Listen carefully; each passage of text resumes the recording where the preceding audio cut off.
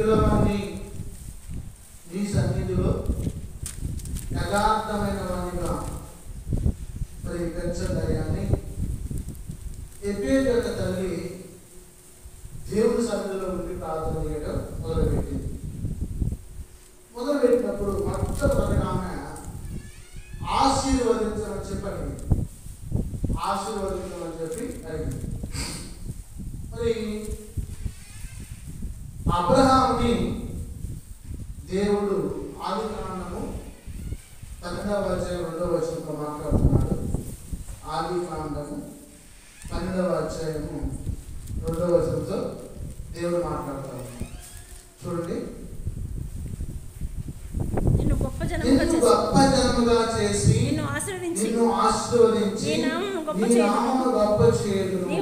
నీవు ఆశీర్వాదముగా నుండువు. నిన్ను ఆశీర్వదించువారిని ఆశీర్వదించును, నిన్ను దూషించువారిని శపించును. భూమి యొక్క సమస్త జనముల యందు ఆశీర్వదించబడని అబ్రహాముతో అనగా స్తోత్రం. హల్లెలూయా. ప్రియులారా, ఎప్పేరు తల్లి ప్రార్థన చేసింది, తన కుమారుని ఆశీర్వదించింది. అబ్రహాము దేవుడు అడగకపోయినా కానీ ఆశీర్వదించాడు. అబ్రహాము విశ్వాసులకు తండ్రి, దేవుని మాటకు లోబడ్డవాడు, దేవుని యొక్క నియమాన్ని పాటించిన వాడు. అలాగే సరిగా నా కుమారుని కూడా ఆశీర్వదించాలి అని చెప్పి తల్లి అడుగుతాము.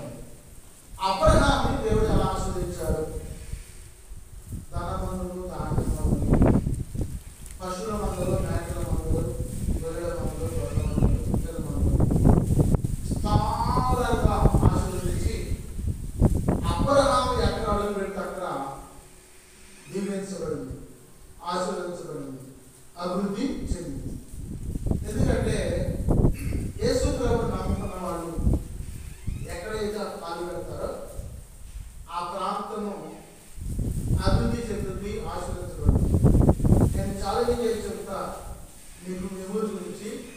మీ ఊరు నేను వచ్చినప్పుడు కలిసి కేంద్రాలు మేకలు లేవు, గొర్రెలు లేవు. నేను అన్నాను, మీరు ఈ గ్రామానికి సంబంధించి ఉన్న వనరులు ఏంటంటే గేదెలు, మేకలు, గొర్రెలు. వీటిని పెంచుకుంటే మీరు బాగుపడతారు, లేకపోతే బాగుపడతారు. మీరు ఏదో కూడా పెంచుకోవాల్సిన అవసరం లేదు. దేవుడు మంచి ఏరిచ్చాడు, నడిపించాడు, అక్కడికి నేర్చుకోవచ్చు, ఆశీర్వదించబడతారని చెప్పి స్తోత్రం. హల్లెలూయా. నేను వచ్చినప్పుడు ఈ ఊళ్ళో ఒక మోటార్ బైక్ వాళ్ళు నా స్కూటర్ తెచ్చి పార్టిసిపేట్ తెచ్చి స్వాగతం ఇచ్చాను.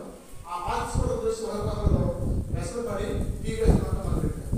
టీవీఎస్ మాట తర్వాత బైక్లు వచ్చింది. స్తోత్రం. అంటే దైవేంద్రుడు కాలు ఎక్కడైతే పంపుతారో అక్కడ ఆశీర్వాదం అనేది వస్తుంది. నేను చాలా సంతోషపడ్డా.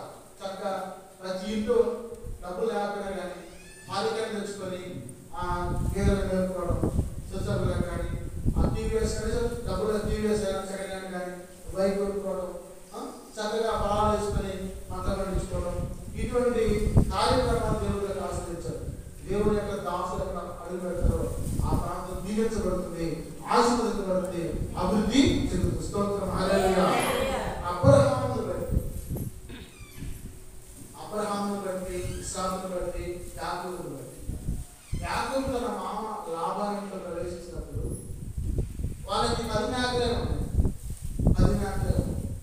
ఎప్పుడైతే యాకోబు ఇంట్లో కాలు పెట్టాడో యెహోవా నామమున 100 మేకలైంది, 200 మేకలైంది, 500 మేకలైంది, 1000 మేకలైంది. వాళ్ళ మామ ఆశ్చర్యపోయాడు. ఏంటి ఎన్నాళ్ళ మధ్య మేకలు పెడుతున్నా, ఎప్పుడు కూడా ఈ వేసకపోవడం, లేకపోతే సూర్యకట్టలు పోవడం, ఇలాంటి పనులు చేసేవి.